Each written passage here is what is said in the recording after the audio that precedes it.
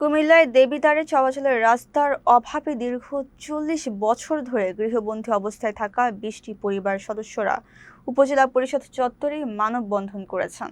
রবিবার বেলা ১১টায় আয়োজিত এই মানববন্ধনে ভুক্তভোগীরা তাদের মানবেতর জীবনযাপনের চিত্র তুলে ধরেন। পরে তারা উপজেলা নির্বাহী কর্মকর্তা বরাবর একটি স্মারকলিপি প্রদান করেন। ভুক্তভোগী জানান, ৪ দশক আগে বসতবাড়ি নির্মাণ করলেও আজ পর্যন্ত তাদের কোনো রাস্তার ব্যবস্থা হয়নি। এতদিন হাসপাতালে দেয়া টপকি চলাচল করলেও বর্তমানে হাসপাতাল কর্তৃপক্ষ সেখানে কড়াকড়ি আরোপ করেছে। তাদের অভিযোগ, কোনো অসুস্থ রোগীকে হাসপাতালে নিতে কিংবা কারো মৃত্যু হলে মরদেহ নিয়ে বের হওয়ার মতো জায়গাটুকুও নেই। এই গৃহবন্দী দশা থেকে মুক্তি পেতে স্থানীয় সংসদ সদস্য ও প্রশাসনের কাছে একটি স্থায়ী রাস্তার দাবি জানান তারা। দেবিদ্বার উপজেলা নির্বাহী কর্মকর্তা অশোক বিক্রম চাকমা স্মারকলিপি পাওয়ার বিষয়টি নিশ্চিত করে জানান, পরিবারগুলোর দীর্ঘদিনের এই সমস্যা নিরসনে প্রয়োজনীয় পদক্ষেপ গ্রহণ করা হবে।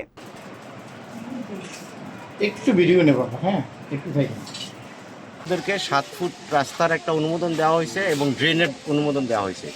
গাছ থেকে বের হওয়ার জন্য নিরাপত্তাভাবে জীবনযাপনের জন্য, শান্তিপূর্ণভাবে জীবনযাপনের জন্য আমাদের একটা স্থায়ী রাস্তার দরকার। স্কুল কলেজের স্টুডেন্টরা আসা যাওয়া করে, তারপরে ব্যবসায়ী যারা আছে তারা আসা যাওয়া করে, আমাদের বাসার যারা লোক থাকে তারা আসা যাওয়া করে। কিন্তু এই যে জলাবদ্ধতা হয়ে থাকে, বাসার পানি বের হওয়ার কোনো রাস্তা নাই, তারপর কোনো ড্রেন নেই। আমরা হাসপাতাল